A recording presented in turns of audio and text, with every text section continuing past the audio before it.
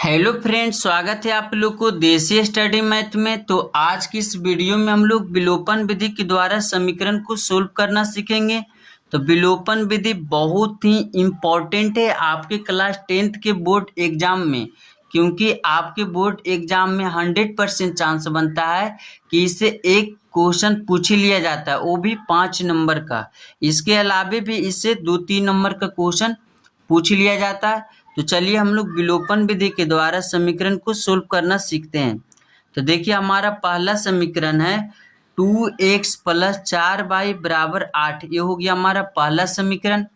हमारा दूसरा समीकरण है 3x माइनस 2y बराबर 4। ये हो गया हमारा दूसरा समीकरण। तो इस समीकरण को हम लोग किस विधि के द्वारा सोल्व करेंगे? तो इस समीकरण को हम लोग को विलोपन विधि के द्वारा सोल्व करना है। तो देखिए विलोपन विधि में हम लोग क्या करते हैं।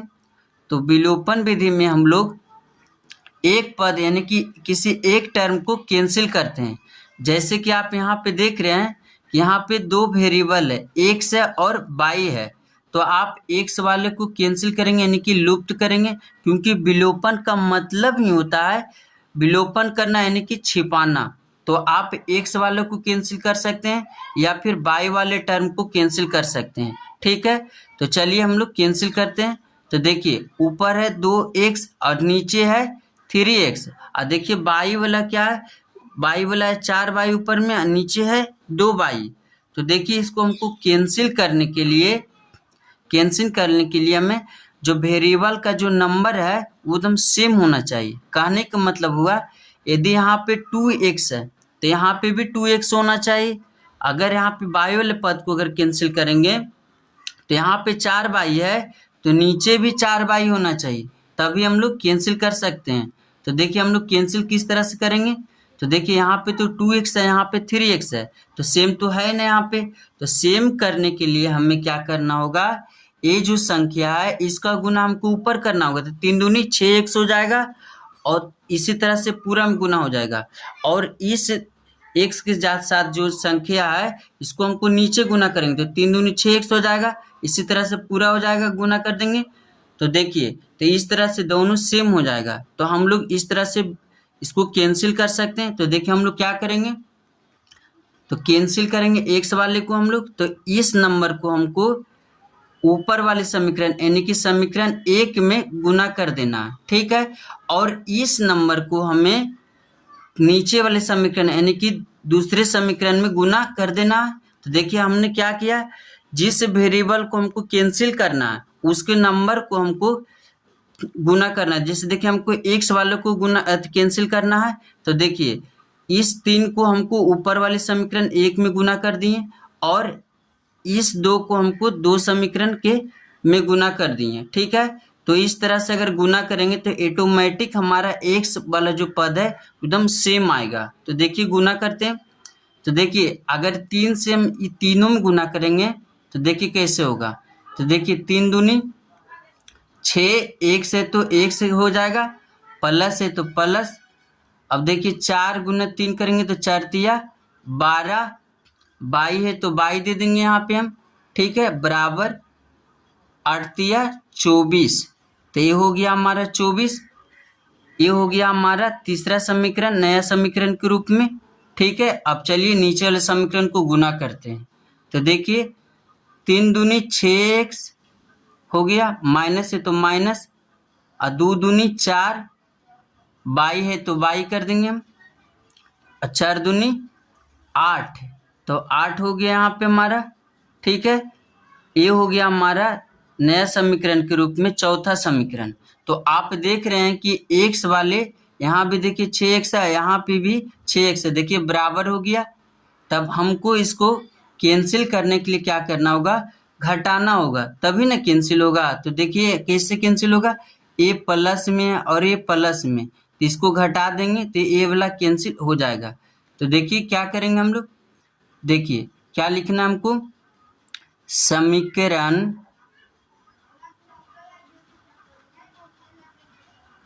समीकरण 3 में से समीकरण 4 को घटाने पर, क्या करने पर, घटाने पर। तो देखिए हमारा तीसरा समीकरण क्या है, 6x + 12y बराबर 24। अब देखिए घटाना किसको, चौथा समीकरण को। तो चौथा समीकरण है हमारा 6x - 4y बराबर 8। अब देखिए हमको क्या करना है, घटाना है।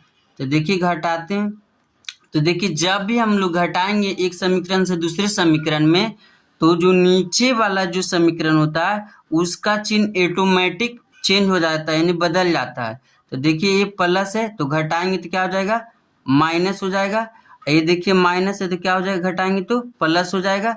ये देखिए प्लस है तो घटाएंगे तो क्या हो जाएगा, माइनस हो जाएगा। अब जो इसका चिन्ह है, अब नीचे वाला चिन्ह है। तो 6x का चिन्ह हो गया माइनस वाला, ठीक है। तो अब देखिए घटाते हैं। तो यहाँ पे भी देखिए, यहाँ पे प्लस में 6x है, यहाँ पे माइनस में 6x है, तो कट जाएगा, ठीक है। अब यहाँ पे देखिए 12y है प्लस में, और यहाँ पे प्लस में 4y, तो कितना हो जाएगा, 16y, ठीक है। बराबर के चिन्ह दे देंगे। अब देखिए 24 में से 8 जाएगा तो कितना हो जाएगा, 16, ठीक है। अब यहाँ पे देखिए, यहाँ पे हमको क्या करना होगा, अब यहाँ पे देखिए न कोई तो इसके बीच में गुना का चिन्ह है, तो हमें y का मान निकालना है। तो जिसका मान निकालना है उसको हमको अकेले कर देना है, ठीक है। तो यहाँ पे देखिए 16 है। अब इधर आएगा बराबर की पट्टी तो भागम हो जाएगा, क्योंकि गुना में उधर है। तो देखिए अब इसके बाद क्या हो गया, कटेगा तो कितने बार में कटेगा, एक बार में कटेगा। तो देखिए हमारा इसलिए y के मान कितना आ गया, 1 आ गया। y के मान हमारा 1 आ गया। तो इसी y के मान को हमें समीकरण 1 या 2 में रखेंगे तो हमारा x के मान निकल जाएगा। तो चलिए रखते हैं। तो देखिए हम लोग यहाँ पे लिखेंगे कि y का मान समीकरण 1 में रखने पर, इस तरह से आप बोर्ड एग्जाम में लिखेंगे तो आपको 5 में 5 नंबर मिलेगा। तो देखिए हमारा पहला समीकरण है 2x + 4y बराबर 8। तो देखिए हमको y की जगह पे रख देना है समीकरण 1 में। तो देखिए रखते हैं। तो 2x + 4, इसके बीच में कौन सा चिन्ह छुपा है, गुना के चिन्ह, क्योंकि एक नंबर है, एक ABCD वाला, तो इसके बीच में गुना का चिन्ह छिपा है। तो y के मान कितना लाए, 1, तो 1 लिख देंगे, 8 है तो 8। अब इसके बाद देखिए 2x, 4 गुना 1 तो 4 हो जाएगा।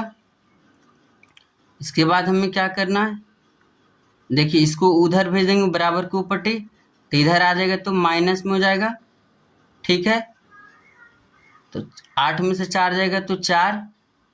अब नया कुछ तो यहाँ पे गुना के चिन्ह छिपा है, इसमें x के मान निकालना, तो हमको x को सिंगल में रखना है। तो देखिए यहाँ पे इधर गुना में तो बराबर की पट्टी आएगा, तो क्या चिन्ह मिलेगा, भागा में। देखिए कटेगा कितने बार में, 2 दूनी 4, यानी कि x के मान कितना आ गया हमारा, x के मान आ गया हमारा 2, ठीक है। तो इसी तरह से हम लोग विलोपन विधि के द्वारा सोल्व करते हैं। तो हमारा जो मान आया, y के मान कितना आ गया था, y के मान 1 और x के मान आ गया था 2, ठीक है। तो इसी तरह से हम लोग समीकरण को सोल्व करेंगे। तो देखिए थोड़ा सा और, जैसे कि अगर मान लीजिए कि अगर हमको y वाले टर्म को अगर कैंसिल करना होता है तो क्या करते हैं हम, तो इस 2 को हमको ऊपर वाले समीकरण में गुना करते हैं और इस 4 को हम नीचे वाले समीकरण में गुना करते हैं। तो ऑटोमेटिक हमारा y वाला जो टर्म है इक्वल हो जाता है। तो इस तरह से हम लोग कैंसिल करते हैं, ठीक है। तो इसी तरह से हम लोग विलोपन विधि सोल्व करते हैं समीकरण को।